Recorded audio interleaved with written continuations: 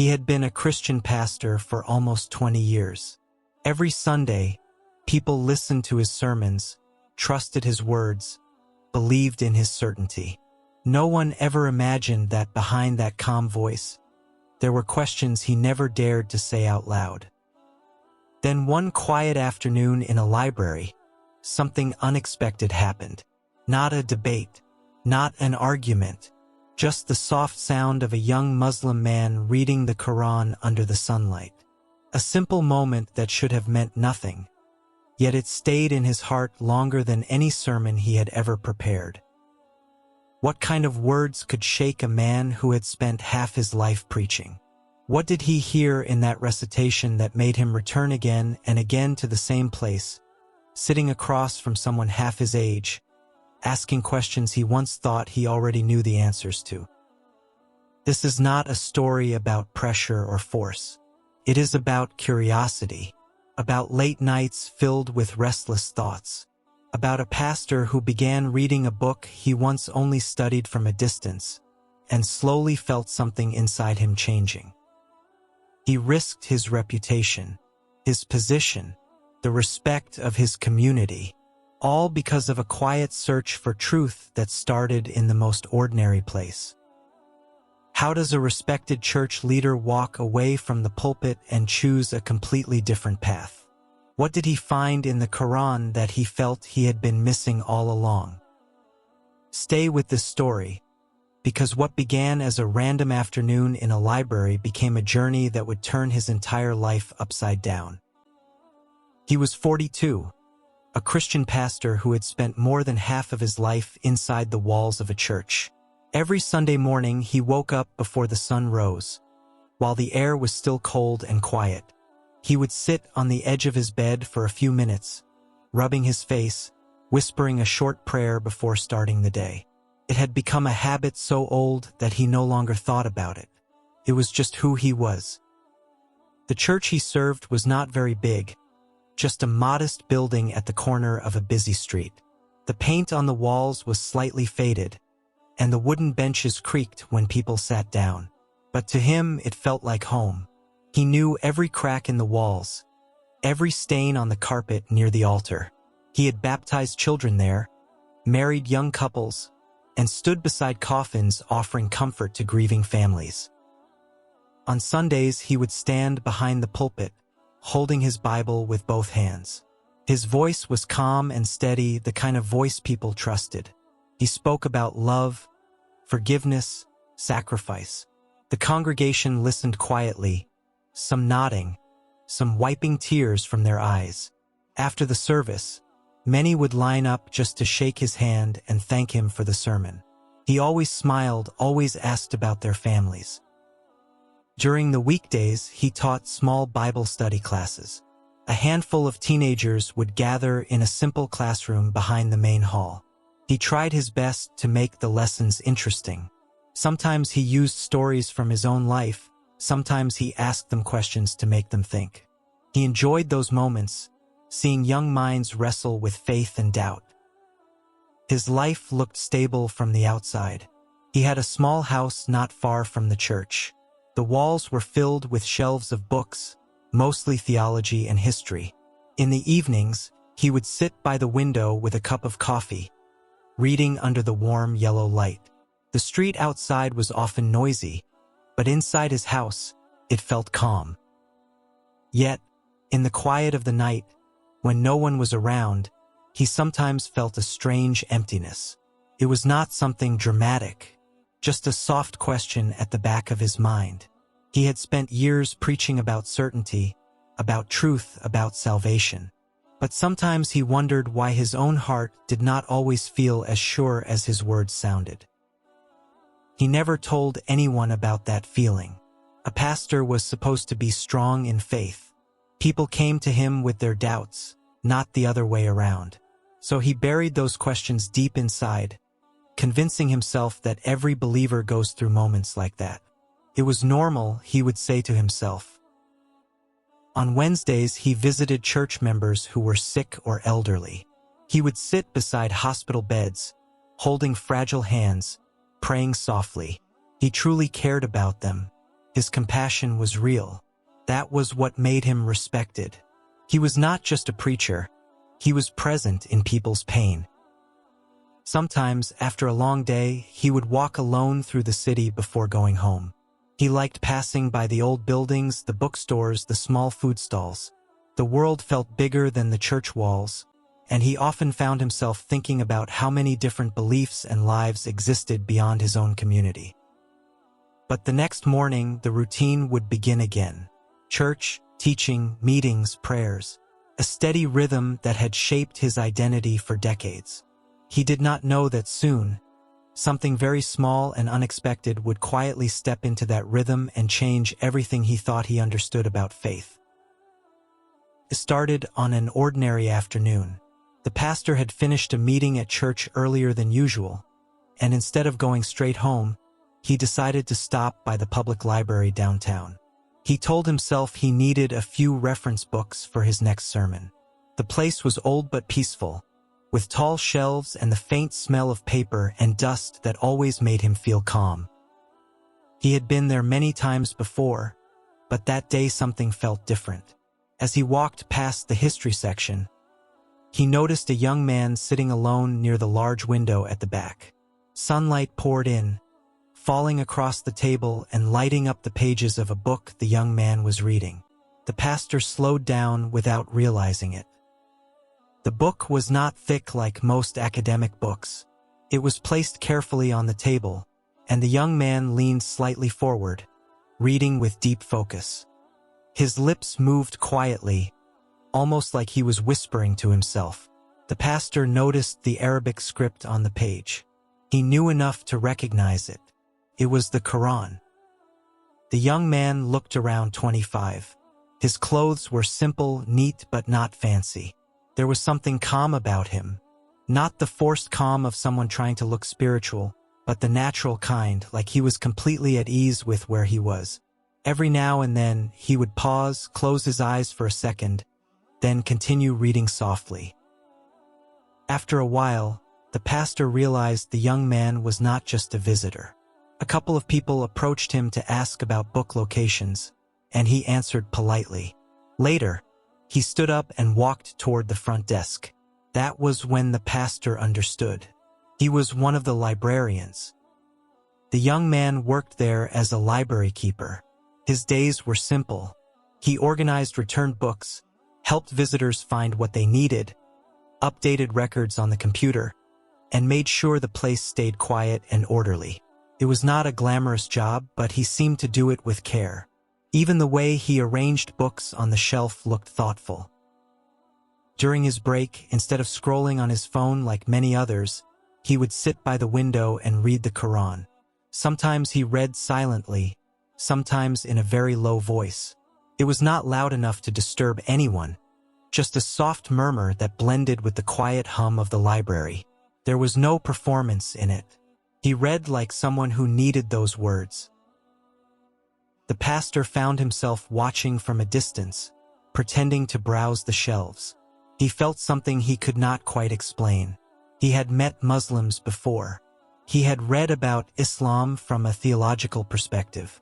But seeing this young man, so young compared to him, reading with such focus and peace, stirred something deeper than academic curiosity. At one point, their eyes met briefly. The young man gave a small, respectful smile, then lowered his gaze again to continue reading. There was no challenge in his expression, no tension, just simple kindness. That made the pastor even more unsettled. He expected to feel defensive or critical, but instead he felt curious. He left the library that day with the books he came for, but his mind was somewhere else. The image of that young librarian, sitting under the sunlight, quietly reading the Quran during his break, stayed with him. It was such a small scene, almost nothing. Yet for some reason, it felt like the beginning of a question he had never seriously allowed himself to ask. That night, the pastor could not focus on his sermon notes. He sat at his desk, Bible open in front of him, but his mind kept drifting back to the library. He could almost hear the soft rhythm of the young man's voice as he read the Quran. It was not loud, not dramatic, but there was something about the tone. It sounded steady, almost comforting. He tried to shake it off. He told himself it was just curiosity. After all, he had studied other religions before, at least from a theological point of view. But this felt different. It was not about arguments or doctrines. It was about the feeling he sensed in that young man's recitation. It sounded beautiful in a way he did not expect. For the next few days, the memory kept coming back at random times. While driving, while praying, even while preaching, he caught himself wondering what verses the young man had been reading. What kind of words could make someone pause like that, close his eyes, and breathe as if the text was speaking directly to his heart? By the end of the week, he stopped pretending it did not matter. One afternoon, after finishing his church duties, he found himself walking toward the library again. He did not fully plan it. His feet just carried him there. He felt slightly nervous, though he was not sure why. The library was as quiet as before. He scanned the room, and there he was, the same young man, seated near the window during his break, the Quran open in front of him. Sunlight touched the pages again, almost the same as the first day. For a moment, the pastor simply stood there, watching from a distance. This time, he did not hide behind the shelves. He walked slowly toward the table. The young man noticed him approaching and gently closed the Quran, placing his hand over it respectfully. He looked up with that same calm expression. The pastor cleared his throat, suddenly aware of how unusual this felt. He introduced himself briefly as a pastor from a nearby church.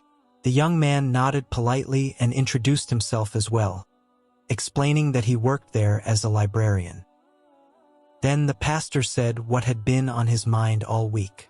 He admitted that a few days ago he had heard him reading. He said the sound of it stayed with him. He asked, a little awkwardly, what he had been reading that day. The young man seemed slightly surprised, but not defensive. He opened the Quran again and said he had been reading verses about God's mercy and guidance. He explained in a simple way, not like a preacher, but like someone sharing something personal. He said those verses reminded him that no matter how lost someone feels, God is always near. The pastor listened carefully. He did not argue. He did not try to compare. He just listened. As the young man softly recited a few lines again, translating their meaning into simple words, the pastor felt that same quiet stirring in his chest. It was not loud or dramatic, just a gentle feeling, like a door inside him had been slightly opened. After that second meeting, things did not go back to normal. The pastor began visiting the library more often, sometimes with an excuse about needing books, sometimes with no excuse at all. At first, their conversations were short.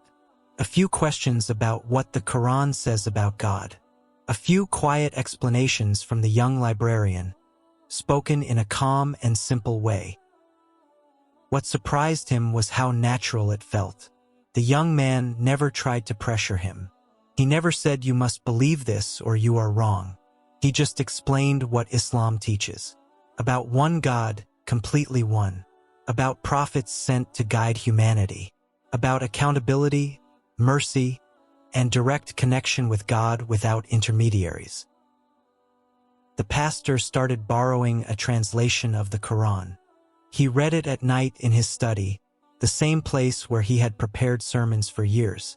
At first, he read with a critical mind, almost like he was evaluating it. But slowly, that attitude faded. Some verses felt direct, almost confronting. Others felt deeply comforting. He found himself pausing, thinking longer than he expected.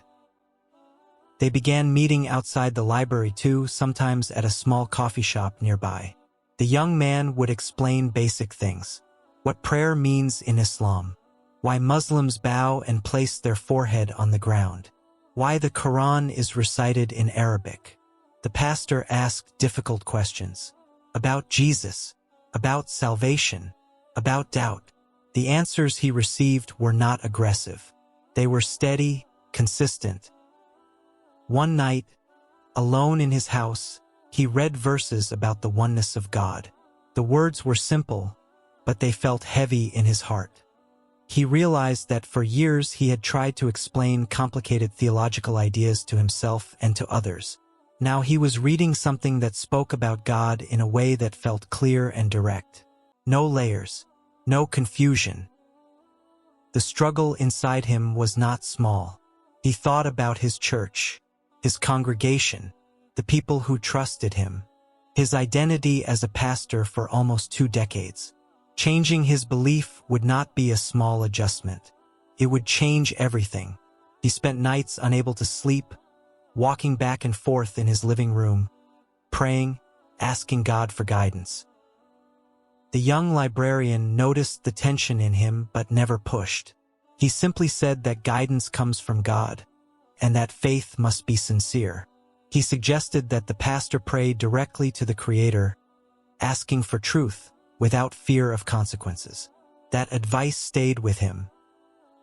One evening, after weeks of inner conflict, he felt something settle inside his chest. It was not excitement. It was not fear. It was clarity. He realized that what he had been searching for quietly all these years, even while standing behind the pulpit, was a simpler, more direct understanding of God. The next day, he asked the young man to meet him after work. They sat in a quiet corner of the library. His hands were slightly trembling, but his voice was steady. He said he believed that God is one without partner. He said he believed that Muhammad is a messenger of God. Saying those words felt both heavy and freeing at the same time. There were no loud reactions, no dramatic scene, just 2 men sitting across from each other. The young librarian guided him gently through the declaration of faith. When it was done, the former pastor sat back in silence. His life outside would soon become complicated. There would be questions, consequences, maybe rejection. But inside, for the first time in a long while, he felt a deep and quiet peace. Sometimes, guidance does not come with thunder or dramatic signs. Sometimes it begins with a quiet moment, in a quiet place, when a heart is finally ready to listen. A pastor who once stood confidently behind a pulpit found himself sitting humbly in a library, learning from someone younger, opening his heart to something he never expected. His journey was not easy. It was filled with questions, sleepless nights, and difficult choices. But in the end, he chose what brought peace to his heart. Not because of pressure, not because of debate, but because of a sincere search for truth. This story reminds us that guidance can come in the most unexpected ways. Through a sound, through a conversation, through a simple act of reading. And sometimes the strongest people are the ones brave enough to admit they are still searching. If the story touched you or made you think even a little, make sure you like this video and follow this account so you do not miss the next part of our stories. There are many more journeys, many more real-life reflections, and lessons we can all learn from. Stay with us, because the next story might speak directly to your heart.